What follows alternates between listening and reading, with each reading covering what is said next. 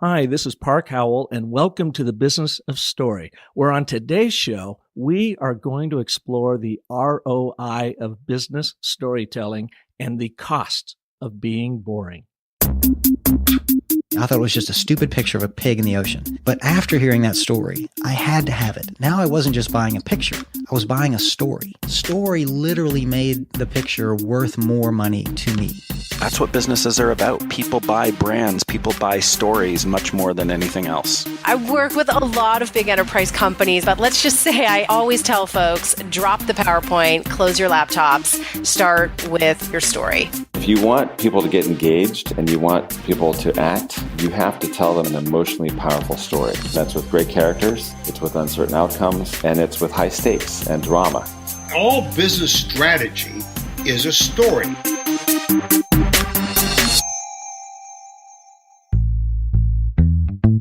Hey, everybody. Welcome back to the Business of Story. It is so great to have you here, and I've got an absolute special guest for you today.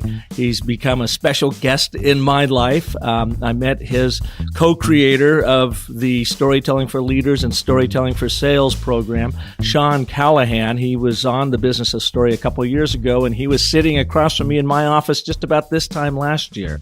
And I came on board, and these gentlemen taught me and certified me how to do their storytelling for leaders and their storytelling for sales programs. And I have just been having a blast all last year in 2017, working with companies and leaders in helping them find and define their stories internally. Because you know my mantra, it's all about clarify your story to amplify your impact and ultimately simplify your life. So sitting across from me at the Universal Studios here at Park & Co. in the Business of Story is co-founder of Anecdote and co-developer of Storytelling for Leaders and Storytelling for Sales, Mark Schenk. Mark, welcome to Phoenix. Thanks, Park. It's great to be here, and it's great to be sitting across the table from a brand new grandfather. Congratulations. Oh, thank you. That's right. By the time they hear this show, so everyone, my wife, Michelle, and I had our first grandchild yesterday. Our daughter in San Diego, Corbin, had a little boy, bouncing baby boy, was 7 pounds, 13 ounces, 20 and a half inches long. His name is Killian Winters Romero. And so by the time you're actually hearing the show, he's going to be all of a month old. But if you can't see it, I'm still beaming from ear to ear. And Mark and I actually had a chance to christen him into our world, even though we were in Phoenix. Michelle's over in San Diego. I can't wait to get over there. Anyways, Mark, great to have you here. You and I got a chance to work together last year with a Storytelling for Leaders open house, a public workshop that we did for a bunch of folks from like Discount Tire was in there, Ewing Irrigation, large organizations. And it was my first indoctrination into training it, teaching it. And now I've been doing it a ton with a lot of other brands. It is so much fun. Thanks for bringing me into the fold of Anecdote. It's great to have you as part of the team. Joining, what is it now? I think 54 partners in 26 countries. So around the world teaching your course. So Mark, you can probably tell he's not from Phoenix. Mark, you're from Melbourne. You've come all the way over. You've just got done doing a big project with waste management here. Why don't you give our listeners your backstory? One of the things that really helped me along the path to where I am today was when I was doing my first degree. I joined the Air Force when I was 18, and I was part of. It was 1979, so it was a time when computing was the next big thing, and the Air Force logistics world wanted to be at the forefront, and so we were studying at the university in Australia that had the most advanced microcomputer in the Southern Hemisphere. It was a HP 3000. A temperature and humidity controlled facility that was like a floor of a large building. And we when I started, we were using pencil marked cards to do our programming. I did basic programming, and then in second year went on to COBOL programming, and we graduated to punch cards. It's a big thing. Wow. And it's like the Flintstones meet the Jensens. I know it was quite fantastic. I can still picture the going through that the airlock to go into the control room. Yep. And of course, I've got more computing power in my Apple Watch now than than that entire computer facility had. You probably have more computing in that Apple Watch right now than they had on the Apollo missions going to the moon. Yeah, in fact, on Monday I went down and looked at the Titan II Missile Museum, and they were sending ICBMs across the planet with technology that my Apple Watch. Yeah. And that's the Titan Missile Museum is down in Tucson, just south of Tucson. I've been down there a long time ago, and it is like a time capsule. When you go in there, you feel like you were stepping back into like 1948 because nothing has changed inside of that.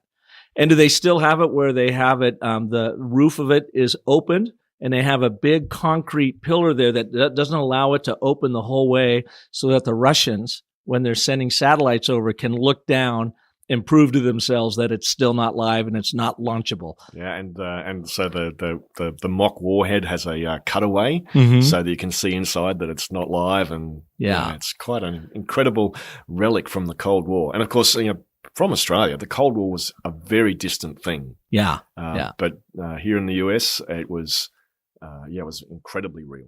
Well, you've come to us from Melbourne. So when did you and Sean Callahan start working together in Anecdote? When did you see that there was a need in businesses around the world to start doing a better job of communicating and connecting? Well, first of all, I'm going to finish talking about COBOL programming, and then I'll get to that question, because that was a big turning point for me, because I wasn't really good at it. And when I got my my results letter, an envelope with my results inside at the end of first semester of second year of uni, I opened it up and I was pretty happy with most of the results. And but the result for COBOL programming really had me confused, because the result was TP. Like TP. TP. It's like, what's that? So I went and saw the lecturer, and I sat down in his office, and he said, "Look, Mark, you've worked quite hard.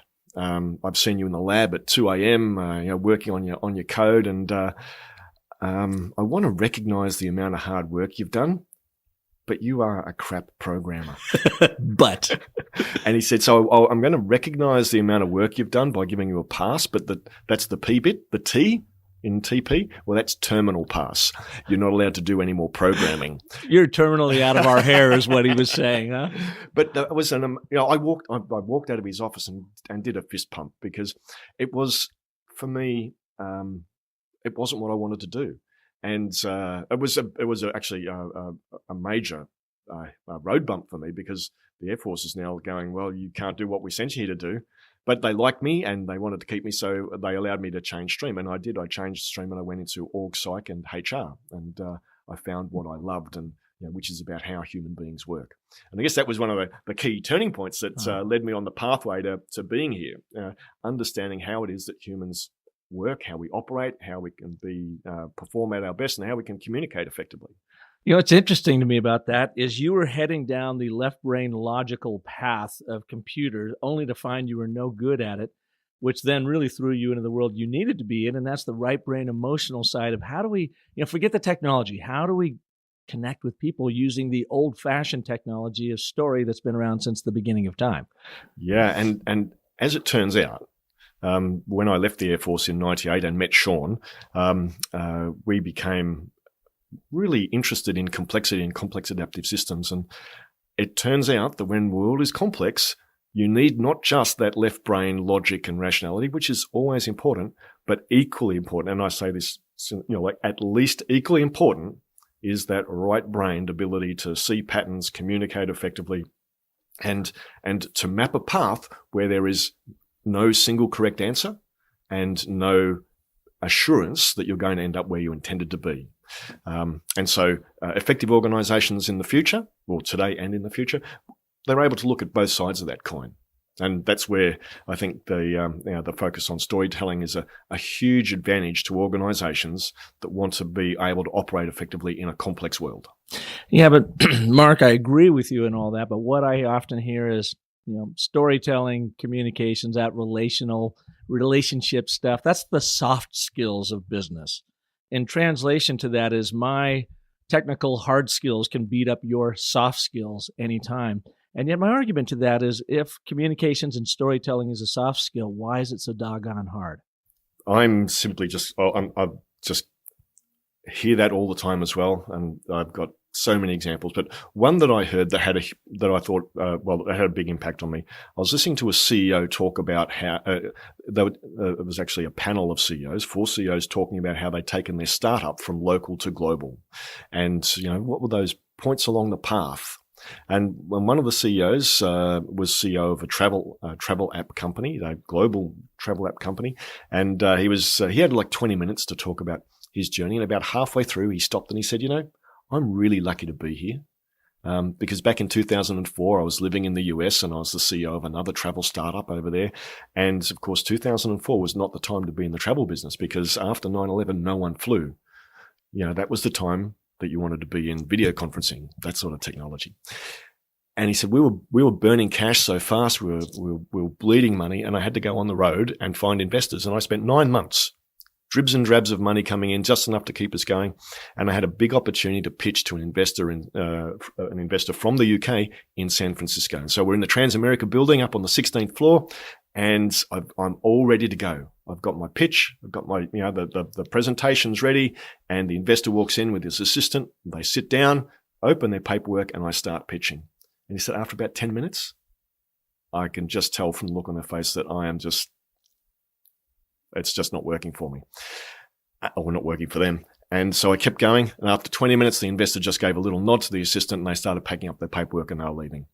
And I noticed the guy's name. And so I said to him, and I thought it was Danish. So I said to him, hey, are you from Denmark? And the investor gave well, yes, so what? And I said, well, you're from Denmark and I'm from Tasmania. Like, we're buddies. And the investors he said, he's looking at me like I had 2 heads. And he said, what are you talking about? He goes, so you're Crown Prince Frederik of Denmark. He came to the Sydney Olympics in 2000, and he was at a bar in Sydney, a bar called the Slip In, and he met a girl, a commoner from my hometown in Tasmania called Mary, and it's like the classic rags to riches Prince Mary, and she's now Princess Mary. And he goes, Princess Mary, I love Princess Mary. And anyway, they had a chat. He said 20 minutes later, the guys invested $12 million in my company. So the ultimate connection story. Yeah. And so he finished that by saying, I got so lucky that day. Now, as soon as he started saying back in 2004, and that's the trick. That's an timestamp. He's in a story. It's a timestamp. So I started taking notes madly, and he finished by saying, "Oh, we got so lucky that day." And I'm just looking at him and going, "No. What the lucky bit was that you stumbled on a connection. There is no luck in the effect that happens when you have a connection." So one of the first things that all of us, leaders and salespeople in particular need to do is to establish a connection. It totally changes the nature from that left brain, let me show you the facts and data, to, wow, there's a human being here that I have some affinity with, and I'm much more open to hearing their message. And so the argument that, it's just the facts and the data and that left brain, it's not enough. Yeah. You've got to have it. Now I'm serious. You have to have it, but it is not enough. You need to have a story that puts that in context. Well, and the facts and the data I have found supports the story. Don't lead with the facts and data. Lead with a human impact story. Something, and you said, so important about it's got to have a time stamp and a location stamp. So first start off with a when and where, because as soon as you do that, our brain goes, oh, he's telling me a story. And you can actually see people lean in. They don't even realize they're doing it. Subconsciously, they kind of lean in and change their posture because they're like, oh, Mark's about ready to tell me a story. What's this about? Now, this show is about ROI of story, the business case of story, and the cost of being boring. And that example you just gave, so he was boring the tears out of these folks for 10 minutes, and they're like, yep, we're out of here. And then what does he do? He moves into a story. All of a sudden, he becomes interesting, fascinating even. And how then he can connect with that person and he gets his funding afterwards. So there's a great example of how much funding did he get in that? $12 million. So the ROI of that story that he told, that simple little true story well told, was $12 million. Yep. Pretty good. Now, they're not all going to be $12 million, and there's a lot of stuff hidden. So before we jump into that, I just want to go back. You and Sean both have had a lot of experience in large enterprise companies, HR, and communication. So 13 years ago or 14 years ago, I believe, you started Anecdote and you started storytelling for leaders and storytelling for sales. What was it that got you to cross the chasm of communication? You guys could have probably gone in and done regular type presentations and just help people get better at communication in the traditional sense and whatever. What was it about story that you found so effective that you were willing to risk it all and start Anecdote and start your training programs? There was many turning points, but one in particular that Sean and I shared was Sean had joined IBM, and he was the Asia Pacific head of knowledge management for IBM around the turn of the century, and that put him on the board of what was called the Kneffen Center, the IBM Center for Organizational Complexity, and the head of that group is a tremendously intelligent guy called Dave Snowden. And he came out to Australia, and Sean organised him to come to Canberra and to give a one-day talk, a one-day presentation, a masterclass on knowledge management. And 100 people turned up, and we held it at Old Parliament House, which is a fantastic venue in Canberra. Lots of wood panelling and high ceilings and all that. And we had 100 people, and they were sitting in rows of chairs, sort of theatre style. And Dave stood at the front with a flip chart, with a whiteboard, no PowerPoint. And he proceeded to spend an entire day without any PowerPoint, and the audience were completely engrossed for the entire day. And the pattern he used was so simple. He would give an example, and then he would give the data and the analysis and all that analytical stuff, and make a point. And he did that all day. And so every point he wanted to make started with a story, with an example. The example. Mm-hmm. Yeah. And so when I say story, I do not mean made up. I mean a real life example. True stories well told. You betcha. And I can still remember some of the stories that Dave told that day. And Sean and I were sitting down having a beer after the event, and we just looked at each other and goes, why is that? So many presentations we sit through, it is the opposite effect. You are looking at your watch, you're going, when is this going to end? Get me the hell out of here. Yeah. And that was, we sort of looked at each other and go, we have to figure out how to bring this power to business people, because we are making no use of that power. And so I guess that's our focus. Mm-hmm. Stories are incredibly powerful, and our programs are designed to help real people in business with real jobs to do them more effectively by tapping into that power. So we're not interested in storytelling as a thing, stories and how aren't they wonderful? No, they are a tool. And if you know what you're doing, you can achieve great business results. Yeah. And so that's the focus of the programs. I love doing what we do, because we work with people around the world. It makes a tremendous difference. When people adopt this, they're changed. Mm-hmm. Yeah. I was working earlier this week with Valley Metro. They handle our light rail system and bus system. And I'm working with their transit coordinators, the folks that are trying to get people to carpool. And this was on Wednesday it was this week that I went in and I did the really quick 1 hour workshop on why story, why now, why it works. And what I was trying to get them to do, Mark, was they said, we're already telling stories about people that are having success writing. Well, when you looked at the stories, they were like what you would expect, high-level generalizations.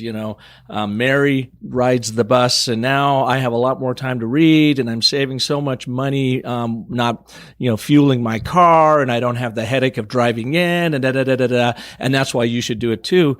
And so I said, that's not a story. That's an assertion. That's a litany of facts that have kind of been thrown out there. But what does it do to your brain when I say that? You just kind of check out. Yeah, that's nice, whatever. Well, then one lady, then I had them work their story. I said, now I want to boil it down to Mary's actual event, something that happened. And we couldn't use Mary because she was somewhere else, but I had everybody in the room say, tell me an actual event as to why you do what you do, that pivot moment. And it always comes down to a moment, does it not? It's always about a scene. Everyone's looking for the story when it's about a scene. Find that scene, that moment that then creates the story. When I asked for volunteers, there was this one young lady in the back, Roselia. She got up. She goes, I've got a story. And she comes up, and she's in customer service for Valley Metro. And she goes, I got to tell you, 7 years ago, timestamp, Just comes out of her naturally. 7 years ago, I was living over in Peoria, location stamp, and my boyfriend broke up with me. And, it just absolutely broke my heart. And I remember getting that news, and I was so distraught. I didn't have a vehicle that I wanted to catch the bus. So I called Valley Metro because I had to just go do something.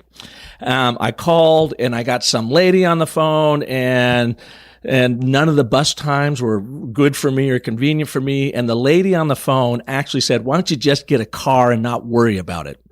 Well, she thought, how could this be? Here I am distraught. That's their customer service. I can't believe this. And so this rattled around in her head for a few months. And she decided, I am going to go and get a job there and be the best customer service rep ever at Valley Metro. Well, she's been there now 7 years in customer service, and she's one of the leaders in that program. And it all came back to that story, that incident, that moment that changed her life, that shaped who she was. In hindsight, it's more profound than when it happened at the time. And so when she shared that story, I asked the audience, what does this tell you about Rosalia? Well, they said, perseverance, stick-to-itiveness, guts, humanity. They went down. And I said, had she stood up here and said, I tell you, I'm all about perseverance. Let me tell you about this, that, and everything, it wouldn't have had any impact. But what is the ROI of that story now? They have a dedicated employee that's been there for 7 years. People can rally around her and respect her because she told a true story, well told. And in our line of work, that's what we're looking for in storytelling for leaders and or sales, is to ignite stories and help people find stories in their personal lives and in their professional lives that help shape who they are. But stop looking for the story. Start looking for the scenes. Absolutely. In fact, a similar analogy, but not quite as good as one I used on a workshop on Tuesday, which is people often try and tell the movie. Well, we want the trailer. We want the bit that gets our interest. And it is totally all about moments, and it's kind of counterintuitive. We think that we have to talk about all of these big conceptual things and we stay away from the specifics, but the power that comes from specific moments is quite ridiculous. As you've just, that story of that lady having that terrible experience on the phone and from that resolving to make a difference. And we all have these stories, and it's from that people can infer what sort of person she is. And as you quite rightly pointed out, if you just assert those characteristics, well, like I'm a likable guy. I've got multiple degrees. I travel. Like people just go, please stop talking now. Yeah. The difference between example and assertion is it's stark, and for humans, it makes a huge difference. So I guess one of the things that I try now that is in my mind all the time is I want people to move from assertion to example, from statement to story. Just make those shifts, and completely transform the extent to which people understand you, they believe you, they're influenced by you, and, of course, the extent to which they remember you. And what you mean by assertion, Mark, is an opinion or stating a fact, and you're just going to put your foot down, and this is the way it is. Move from that to an example that illustrates that point. Yeah, so essentially assertion is where you're just telling people things. Folks, I need to tell you some important things about our business and how we're going to strategically realign the organization to take advantage of emerging market opportunities so that the synergies that are available in the market can be leveraged to achieve ongoing commercial blah, blah, blah. Mysterious, impressive, and bamboozling all at the same time. Those are the words we talked about last night. Mysterious, impressive, and bamboozling. I can't even say it. Bamboozling. And I guess an American author called William Zinser, he wrote in 1974 that we are a society strangling in unnecessary jargon, and he called it a disease. And here we are in 2018, and it's worse, if anything. Kathy Klotz-Guess, a brilliant storyteller up in Silicon Valley, calls it jargon monoxide. Jargon monoxide. I love it. I just think that is the best term, because if you want to suck the life out of an audience or in a PowerPoint presentation, throw in a bunch of bullets and a bunch of jargon. Yep. Yeah. Yeah. In fact, I worked with a bunch of senior sales folks from Waste Management on Tuesday, and when they understood the difference they could have when they stopped telling their customers stuff, how good they were and why they should, when they had that realization, and they made the comment that the vast majority of what they try and communicate is this push strategy. Mm-hmm. Let me tell you stuff. Let me assert things at you. And what happens is, because it's a push strategy, what happens when you push a human being? They push back. They push right back. And so there's a lot of resistance caused simply by the way we communicate. Even if your idea, your service is perfect and 100% right, people will still resist it simply because of the nature of your communication. So simply just stop it. Stop pushing.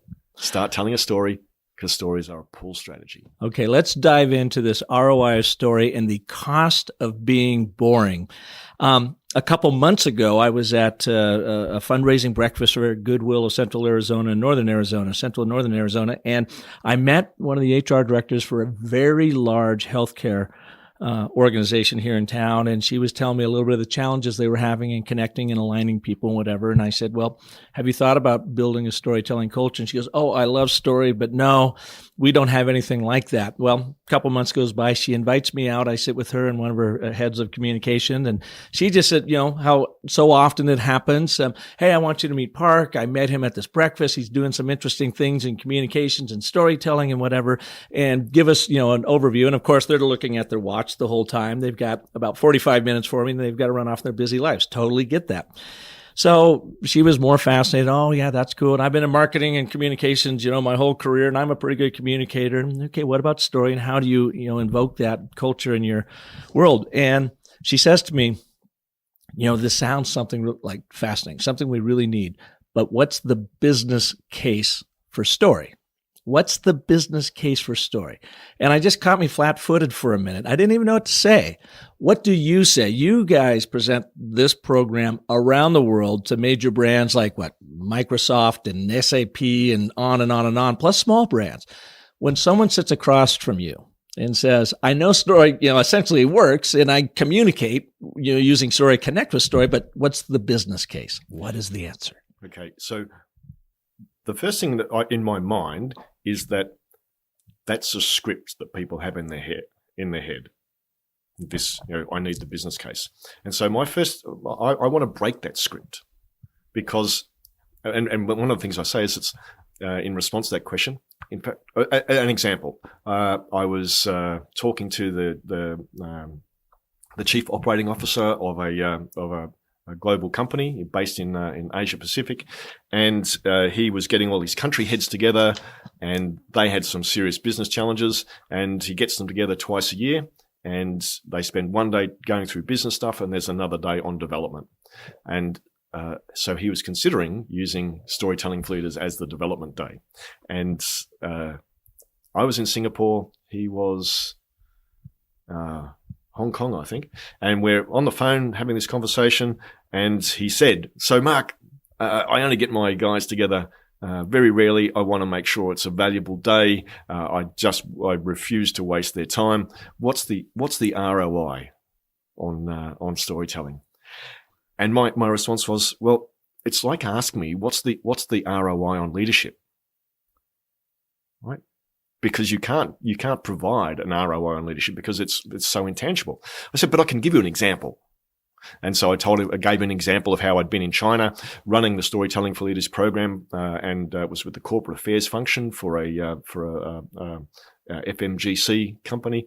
And as I started the day, the head of corporate affairs came up to me, and she was a very impressive lady. Introduced herself and said, "Mark, I am so sorry. I'm just going to throw this one at you because the day is scheduled to go from 9 till 5, but you're going to have to finish at 4 because I've got this ongoing problem with the government, with the regional government, And I've been pushing for a meeting, and they've agreed to meet at 5. So we need to finish at 4 because there's a couple of us here who are going to go off to that meeting. And as the day wore on, so I just went, no problems, we can adapt to that. And as the day wore on, she told me more about it. And what had happened was that a few years before, the government had asked them to move one of their manufacturing plants because they wanted to conserve that area. And the company looked at it and went, first and most importantly, we want to be a good corporate citizen. We want to demonstrate to the government that we are part of the solution. And at the time, they were doing quite well. Their profitability was high, so they agreed to move the plant at considerable expense. And the quid pro quo was the government would buy the land back. And so they moved the plant, and through a whole bunch of different factors, change in government, etc., they never got paid for the land. And she said, I don't ever expect to get paid, but I don't want to let the issue just drop. So I just keep pushing. So as towards the end of the day, I suggested that we just spend half an hour working on how does she tell the story of that. For that 5 o'clock meeting coming up. 5 o'clock meeting. Okay. And so we did that. We worked on it. We didn't have time to practice it. We just sort of smashed it out. And then she and a couple of the team went off to the meeting, and some of her staff took me off shopping in Guangzhou. And it was fantastic because when you can speak Cantonese in Guangzhou in the markets, you can get some great bargains. Anyway, we were heading off to dinner about 7 p.m. in a van, and one of the ladies' phones rings, and she says, "Yeah, he's here." And the phone got passed to me in the back of the van, and it was the head of corporate affairs. And she goes, "I don't know what just happened, but I walked in there." Took about 15 minutes to tell them the story of this issue, and we spoke for maybe another 15 minutes, and then they asked for a recess. And they were gone for nearly an hour, and they've just come back, and they've handed me a piece of paper saying, we can see that we've done the wrong thing and that you've done the right thing by us. It's too much money for us to pay you in one lot. Would you accept this payment plan? And she's, that is like unbelievable. So what was the ROI of that story? Well, the ROI, that like an immediate ROI on that story. Yeah. That was so over $10 million US.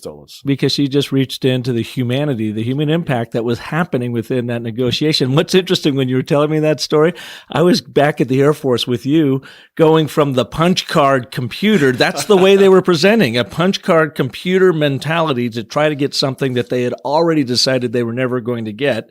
And you moved them over to the human relations side of story and look at the impact it had.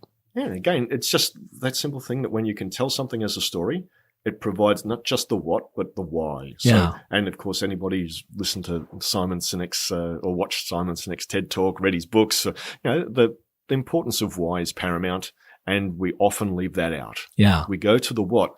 I want to tell you what should happen. Well, with story, the first part is to understand the why, because the what doesn't matter until people understand the why. Mm-hmm. And so, yeah. And that why actually begins with the when and where. Oh, you betcha. So about you go, 10 years ago. Yeah, about 10 years ago. Last Wednesday. Yep. Last night. It's really incredible. When Sean was here a year ago, training me and getting me certified, we spent 2 days working through this. I had the pleasure of working with Doug Keeley, who is a crazy, crazy Canadian. Love the Canadians because they're so much fun. Had him on the show after that, show number 90.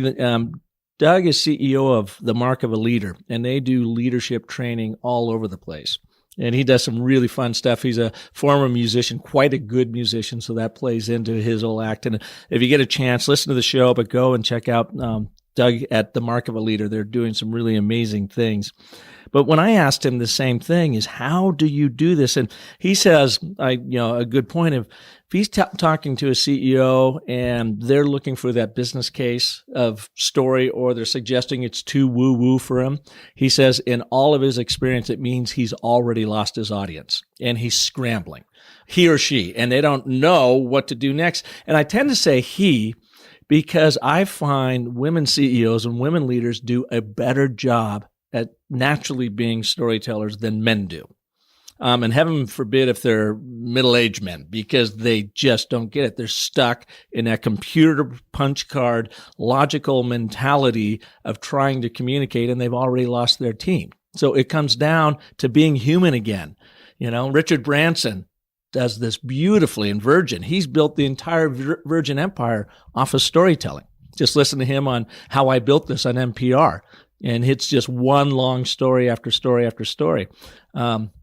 Steve Wynn of Wynn Resorts says storytelling is his number one, now no longer secret, best business practice, and he's got it working throughout the organization. Of course, Steve Jobs is the uber storyteller, or was, and I'm not sure Apple does as good a job as they used to anymore when they've lost that chief storyteller.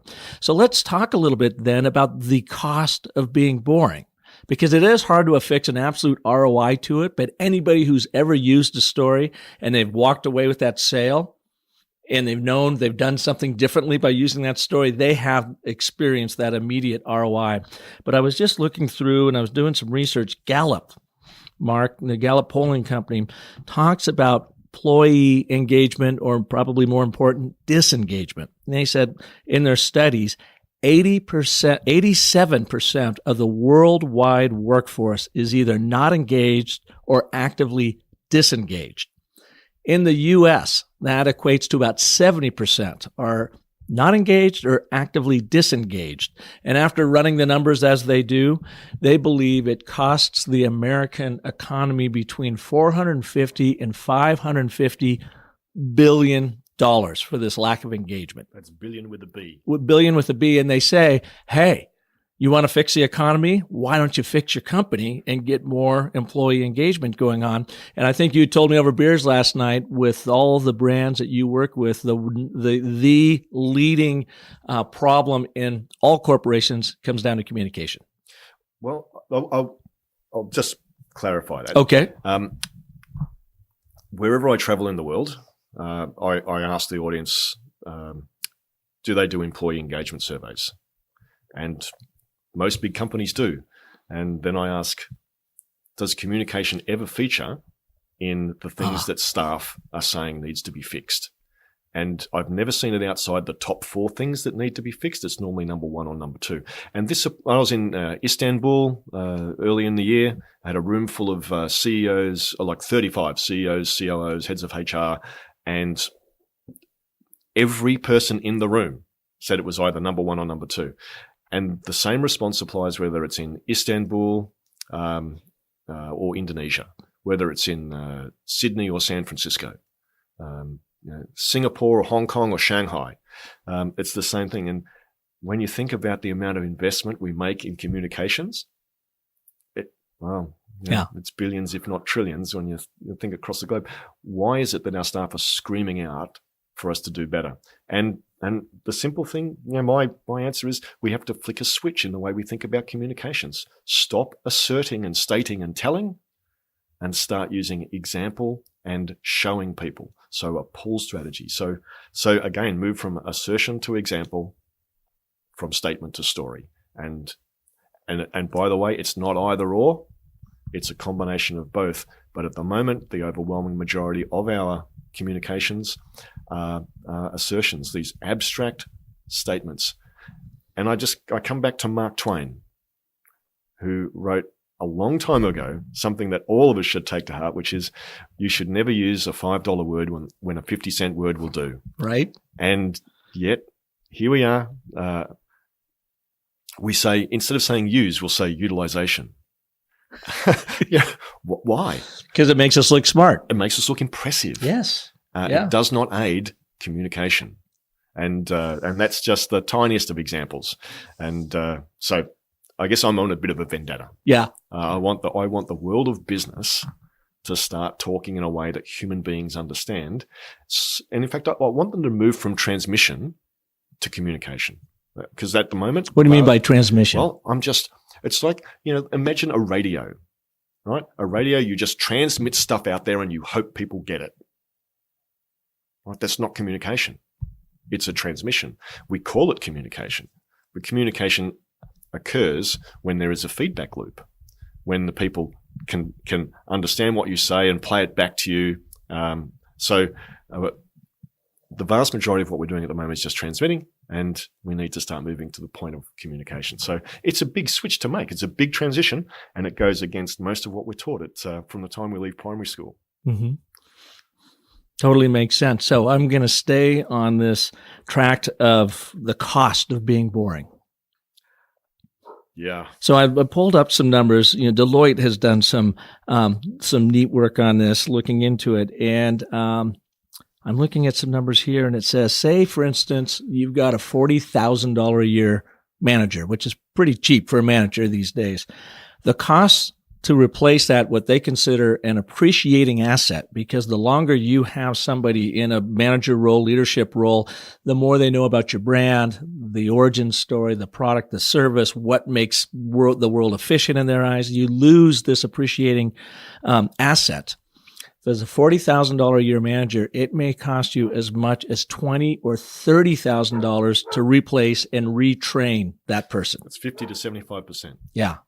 Yeah, that's the cost. That's what happens when you don't have this engagement or they're completely disengaged. And to your point earlier, when you're looking at employee engagement reports and they're saying 1, 2, or 3 at the top of that report is communication, our biggest challenge, it's because you are probably communicating in the old-fashioned, computerized, industrial complex of assertions and opinions and statements versus what needs to be really happening in today's information society, and that is human communication. True stories, well told about the human impact you are having in your people's lives, be it employees, customers, shareholders, stakeholders, vendors, NGOs, government regulators. It doesn't matter. It comes down to the human being. Yep. I think one of our... My dog's barking. You keep talking. I'm going to go quiet her down. Okay. Give Hazel a bone. Hazel, come on in here. Stop barking. All right. Come on in and say hello to everybody. This is our golden doodle. I'll put a picture of Hazel in the show notes. All right. We're back at it. Okay. Awesome. One of the scarcest resources, I think pretty much all the listeners would agree, is time. Time and attention. And the cost of wasting time, this very scarce resource, is enormous. Again, hard to quantify, but just as a tiny little example, a few months ago I was running a workshop for some very, very senior executives, and it was a storytelling for leaders program, and about 2/3 of the way through the day, they started talking about the issue of workplace harm. So quite an important issue. And one of the leaders, one of the senior guys, he stopped the room and he said, folks, every one of us needs to understand exactly this issue, right? This is really important that all of us understand. And he started talking. Now, I put my watch, I put my timer on, and I let him talk for 5 minutes. And at the end of 5 minutes, I was observing what was going on. At the end of 5 minutes, I interrupted him. I said, look, can I just stop you there? Because I just like to test what's happening in the room. And he was clearly a guy who was not accustomed to being interrupted. And so we had a little bit of a, I'm not finished yet, Mark, type of thing. But eventually he let me do the experiment. And so I said, you started that by saying, this is an issue that everyone in the room needs to understand. You've spoken for 5 minutes. You are clearly passionate about this. You clearly want to make a difference. You are really well educated. You speak superbly. You've got a great vocabulary. Now, let's just test what happened in the room. So I asked the room, all right, so did all of you understand what he was talking about? And everyone in the room goes, yes. I pointed to a lady sitting nearby and I said, so what did he just say? And she looked at me and her face went white. And she went, workplace harm is bad? And so I go point to somebody else. What did he just say? And this guy, he's got nothing. I go around the room. I'm asking everyone in the room, what did he just say? No one could tell me. So here we've got a situation where a very senior executive is talking about something really, really important, speaks incredibly impressively for 5 minutes, but the net result is no one understands or remembers what he said. And that is a great example of how we waste people's time and we can't afford to do it, right? I was watching the people room. They were simply waiting for him to stop talking. That was all that was happening. And it's because he was just talking very abstractly about this problem. And he certainly met the test of being impressive, but he failed what I believe are the most important tests which is, do people understand you? Do they remember you? Are they influenced by you? And do they believe you? So he failed those tests. Do they understand you? Do they remember you? Are they influenced by you? And do they believe you? Yep. I think those are the 4 tests. Mm-hmm. I look at the level 5 leadership concept that Jim Collins advocated in his book, Good to Great, and how all of the companies that transitioned from good to great had level 5 leadership. These are the sorts of attributes the leaders had. Mm-hmm. People understood them, people remembered them, people believed them, and they were influenced by them. And the normal way we communicate just does not achieve it.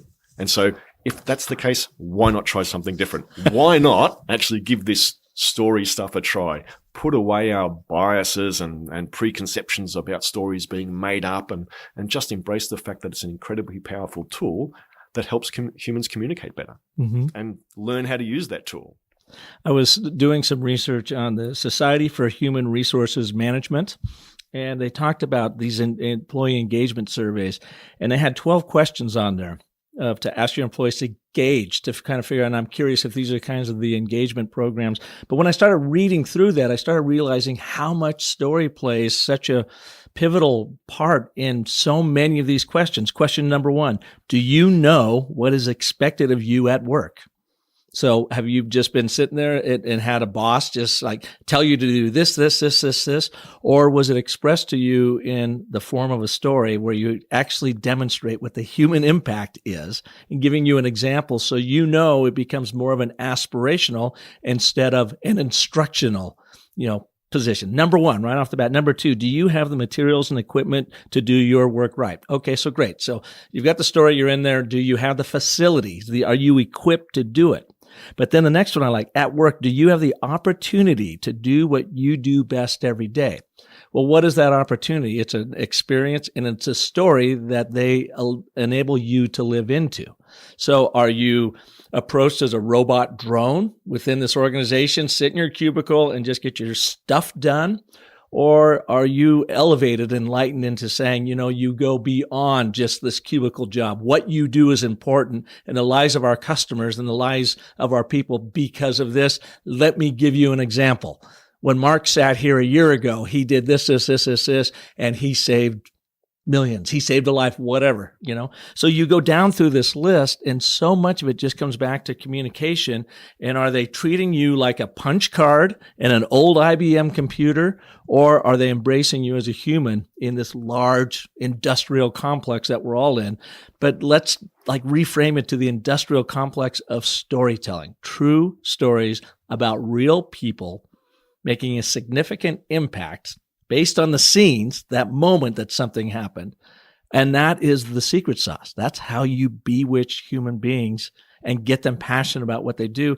The other side of that, the beautiful thing about that is, if it's the wrong story, if they are living in to someone else's story, by incorporating a storytelling culture, they realize that. Then they often leave the island.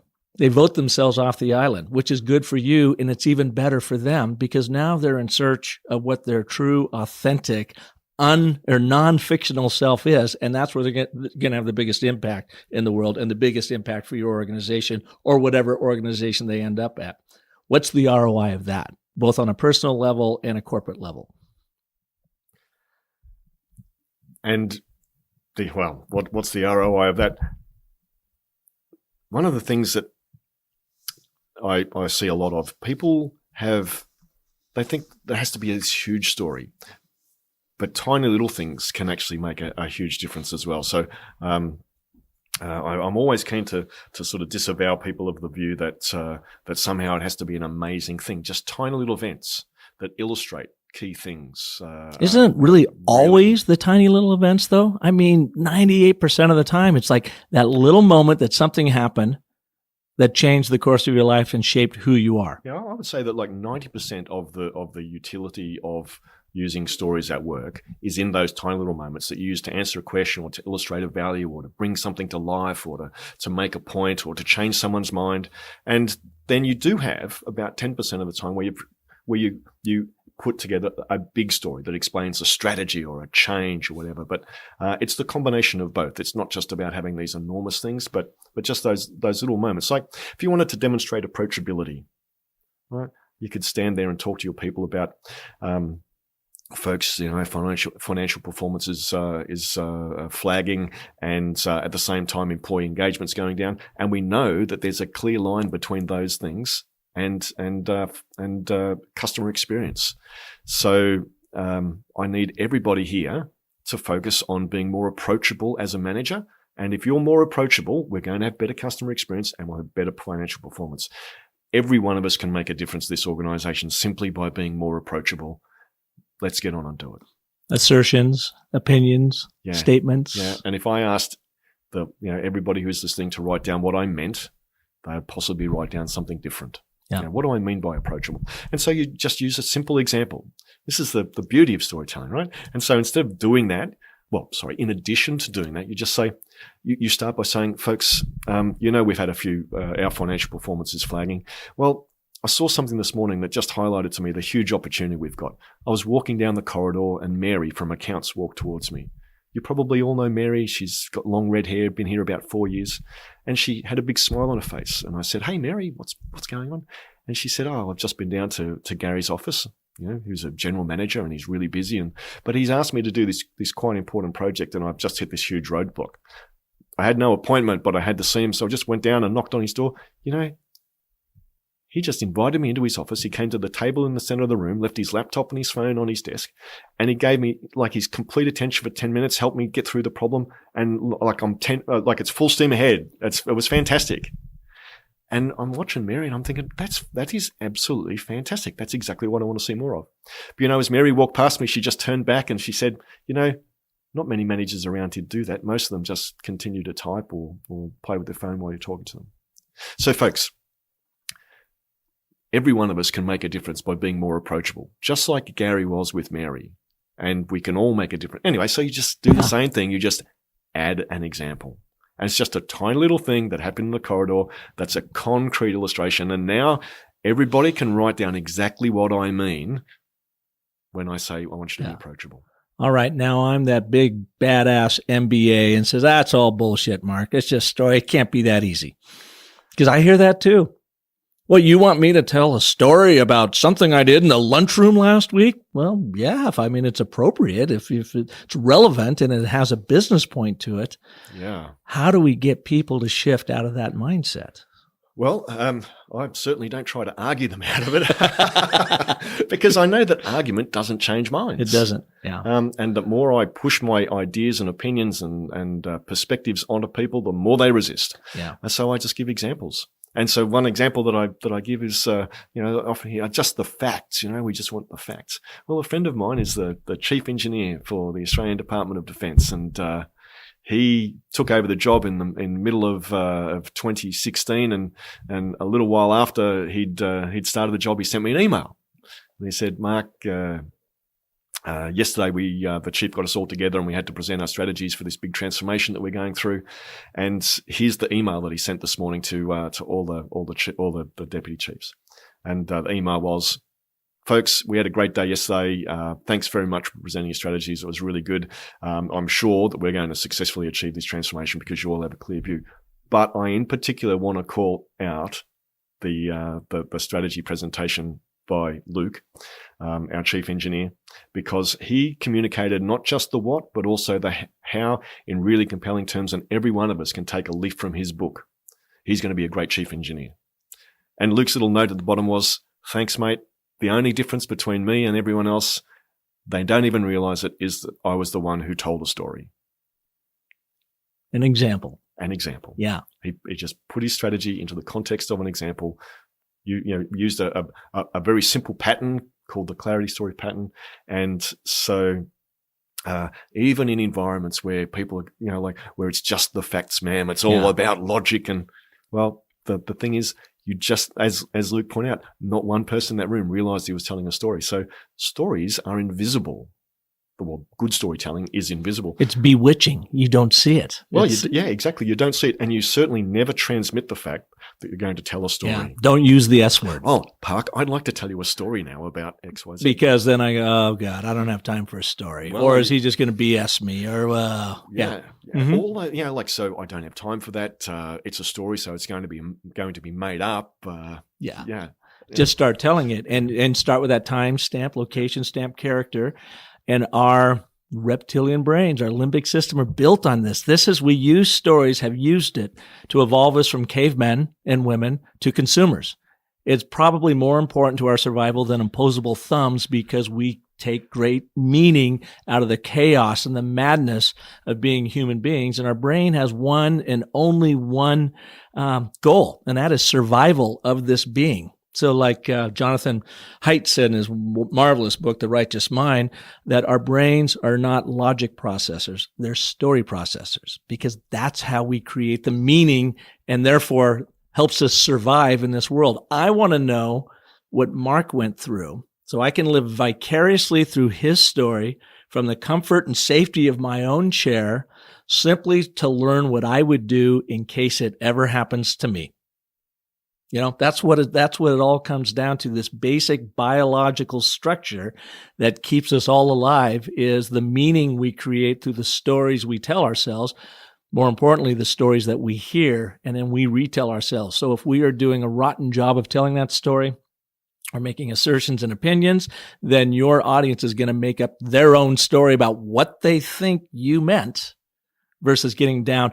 Last week, I was out in Washington, D.C., working for the Air Force, and I have very honored to have now had 5 sorties out there, as I say to them, where I go out and I work on storytelling with their leadership, their brigadier generals up to their 4-star generals from across all different services within the Air Force, so National Guard. And anyway, at the end of the workshop, one of the sergeants or one of the majors got up and I asked him, 3 minutes, what's your ask for your organization? And he got up and he said, well, I'm in special ops and we have a need to recruit this particular type of soldier. It's called a combat controller. And what a combat controller does is he's like the quarterback in the field. So when, we're in a hot zone, things are going down, he picks out the targets, he sees where the enemies are, he keeps our guys safe, he helps dictate what happens next. And it's so important to have these in the field. That's a specialized person that can really do this well, but we're losing out to the other armed forces that seem to be getting more of the cream of the crop than we. And so here at the Air Force, we need your help in a recruiting program to bring in more combat controllers. So he was done. And I looked around at the generals there. There's about 30 of them in attendance. They're nodding and say, oh yeah, that was nice. And I said, did that move you? And they're kind of like, yeah, okay, that's fine. So then I turned back to him and I said, General, would you mind giving me an example of what you're talking about? And Mark immediately, oh yeah, let me tell you about Sergeant Sheridan. Boom, character. April 2013 in East Afghanistan. Timestamp, location stamp. We had assembled a multinational force of commandos, special ops, to go and hit a highly prized terrorist target. And as we were assembling, ready to leave, one of the Afghan soldiers within our troop jumped up on a Jeep and got on the 50 millimeter and started shooting our men. We had an assassin inside our ranks. Well, Sergeant Sheridan, our combat controller, jumped on, neutralized the enemy, who had already killed a few of our men, but 4 other men were down. Sergeant Sheridan then got off the rig, went down, attended to, and saved the lives of those other 4 men.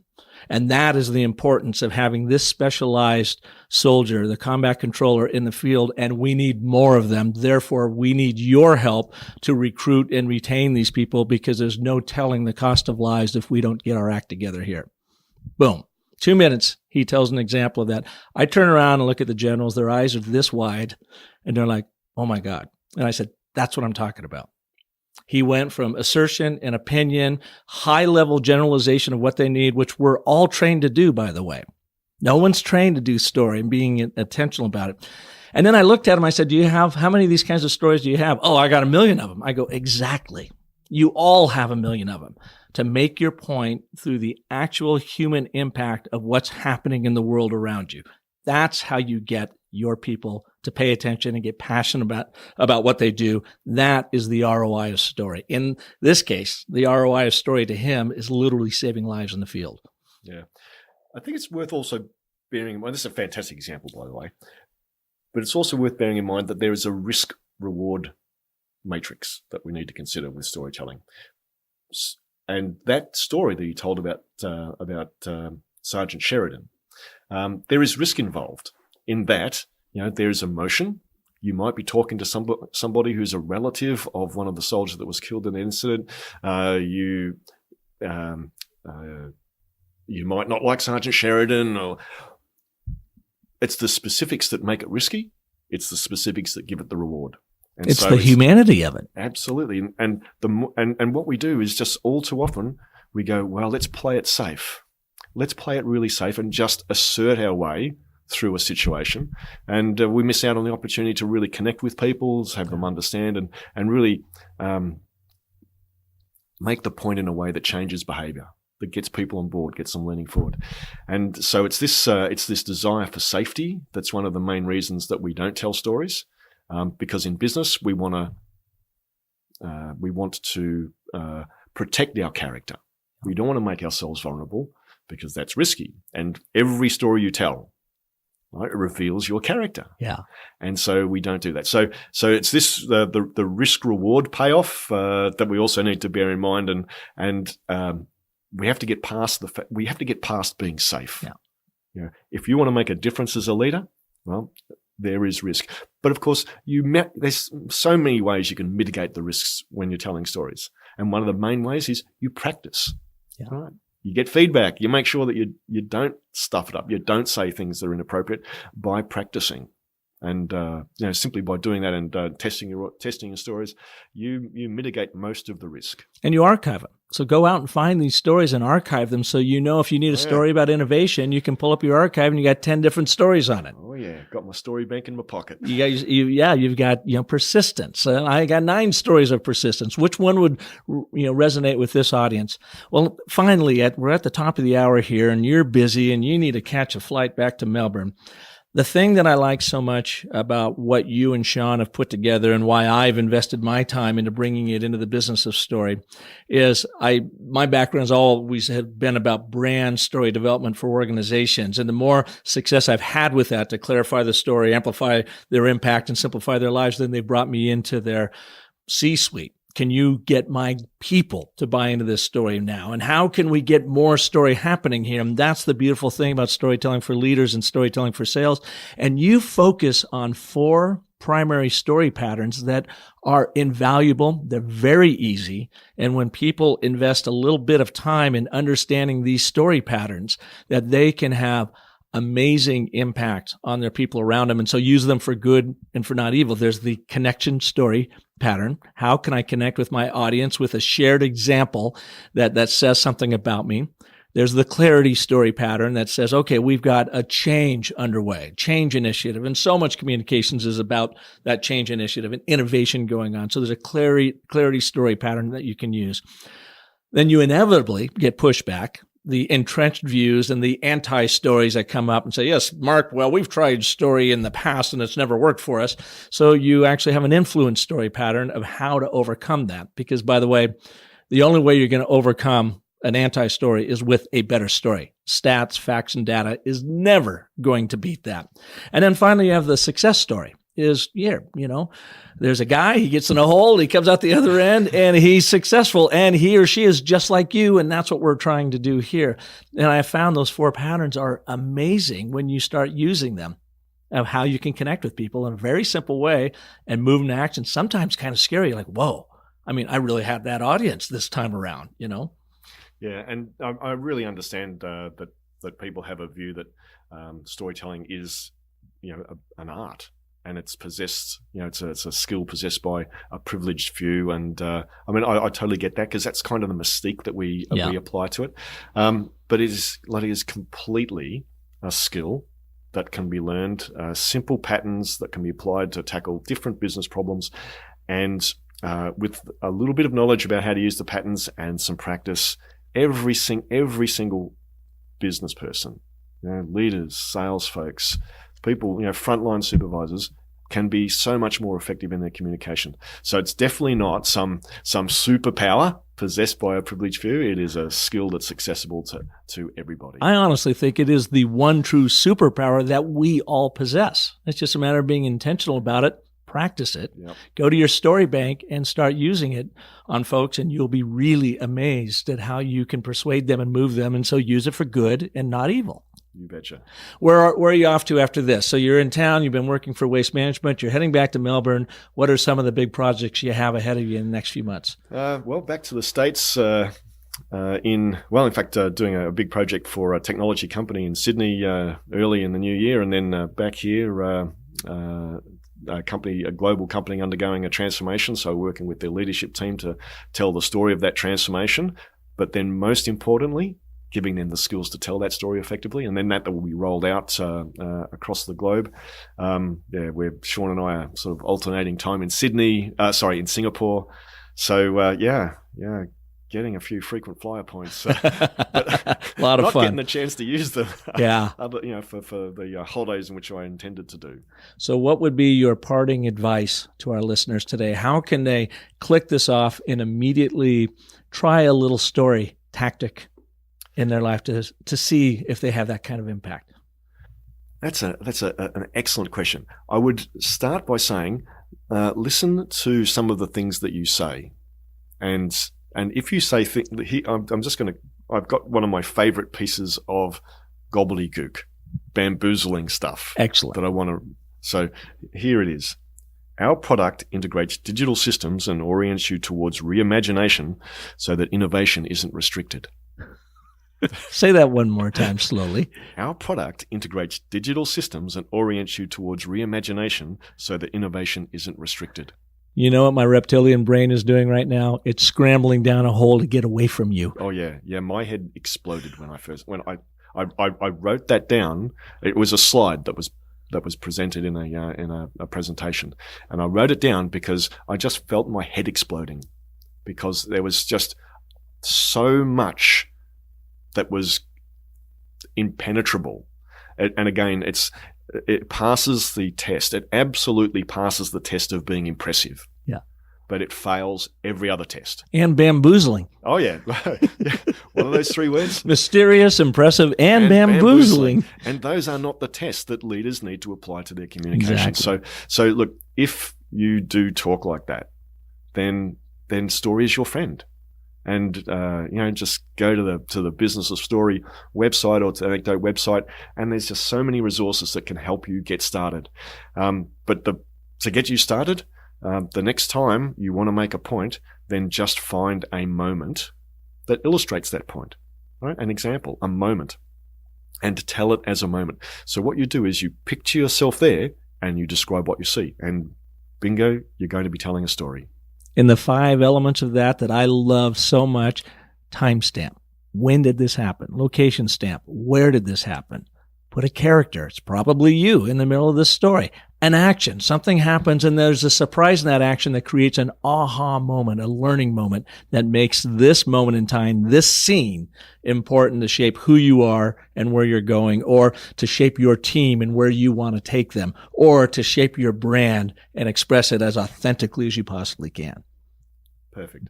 Mark, thank you so much for being here. It's just an absolute pleasure to be on the Anecdote team now and running around doing this. If either one of us can be of service to you, visit me at businessofstory.com, or you can find Mark at anecdote.com out of Melbourne, Australia, where he's flying around the world. I'm flying around North America doing this stuff, just having a ball with it. And thank you for the tools and the techniques that we get through Storytelling for Leaders and Storytelling for Sales. Well, thanks for the opportunity to be here, Park, and congratulations once again, Granddad. Thank you. A whole new chapter. A whole new chapter. By the way, I'm too young to be a granddad, by the way. So I just want to say. And I want to thank you all. This, I know, has been a longer than normal episode. Out of the 120 we've done, this has been our longest, but it is so packed with such great content. And to have Mark here, I just want to take advantage of it, and him, I suppose, so that you could hear from one of the co-founders of this great program. Thank you for listening. And again, if I can be of service to you, visit me at businessofstory.com. And I want to remind you that the most potent story you are ever going to tell is the story you tell yourself. So make it a great one. Thanks for listening.